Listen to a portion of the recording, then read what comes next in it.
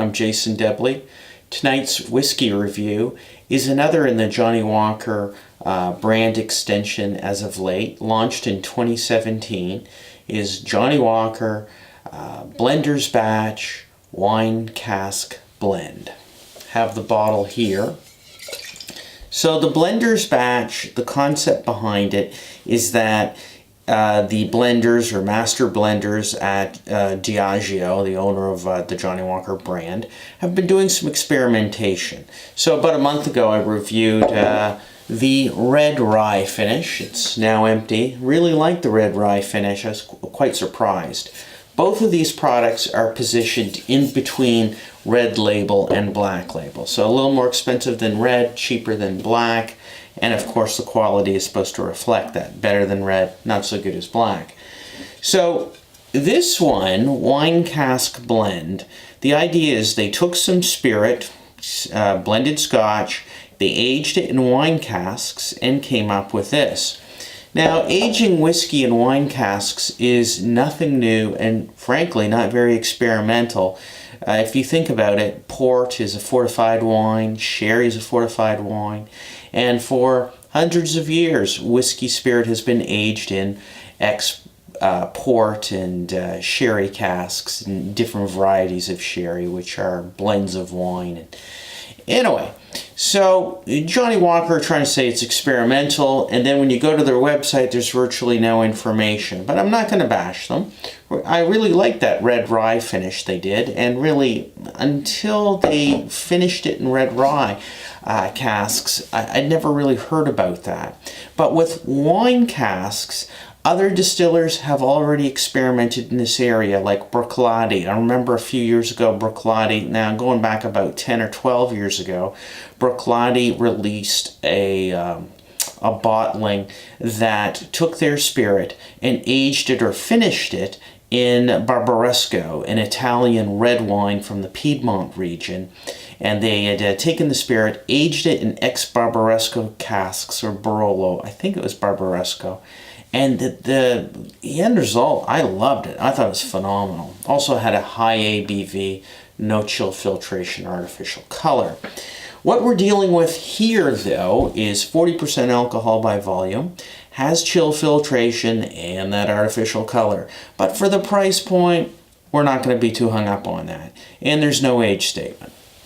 So, let's check it out. No cork stopper here, just a metal cap. What else can I tell you? The ingredient, malt whiskies, a little bit from the Highland region and a little bit from the Speyside. The Highland region malt whiskey purportedly in this is, trying to think here, oh, it's a good distillery, Clynelish. Now the other distillery where some of the whiskeys come from is a new distillery created or constructed by Diageo in 2007. And I think it opened for business in 2010 at a cost of about 46 million British pounds. That's Roseilles, R-O-S-E-I-L-E-S. Anyway, let's get down to the whiskey.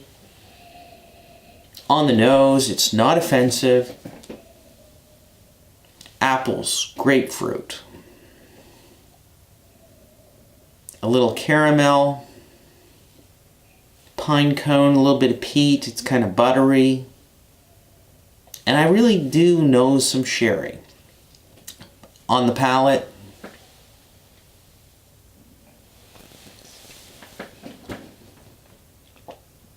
apples, grapefruit, a little bit of caramel, initially sweet, then it gets a bit bitter and astringent on the finish. Dry wood notes, and about that finish.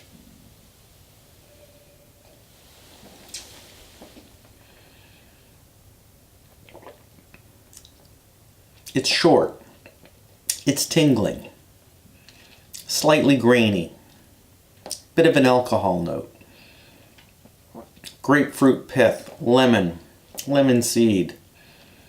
It's a little bit bitter on the finish.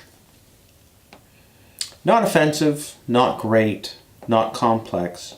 But hey, for the price, I didn't have high expectations.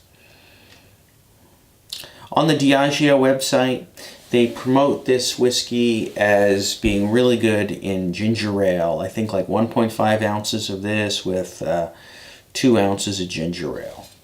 And a lot of ice and a lime. I think it would work as mix. This whiskey is not as good as the old red rye finish there that we reviewed about a month ago. Red rye finish stood up on its own neat. I tried the wine cask blend with a bit of water, did not improve it.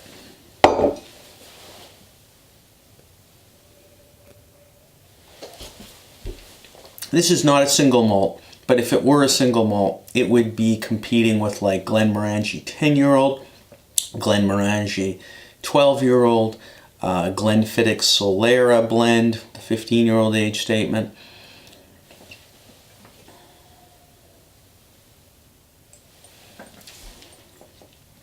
All in all, a simple blend that's probably best for mix. Would I buy this again? No. Interesting experiment by Diageo. We don't really know what kind of wine casks they were using. For instance, with Glenmorangie 12, which is a single malt, they finish the spirit for up to, I think, 2 years in Sauterne, which is a sweet white wine. And the end result is very good. Glenmorangie Nectar d'Or 12-year-old is good stuff. This aspires to be like that. But again, it's a blend and it's for a mix. So buy it if you want to mix it with ginger ale. Don't buy it if you want to enjoy it on its own. Thanks for tuning in. And next time I will get to that cognac review that a few readers are waiting for. Take care. Bye.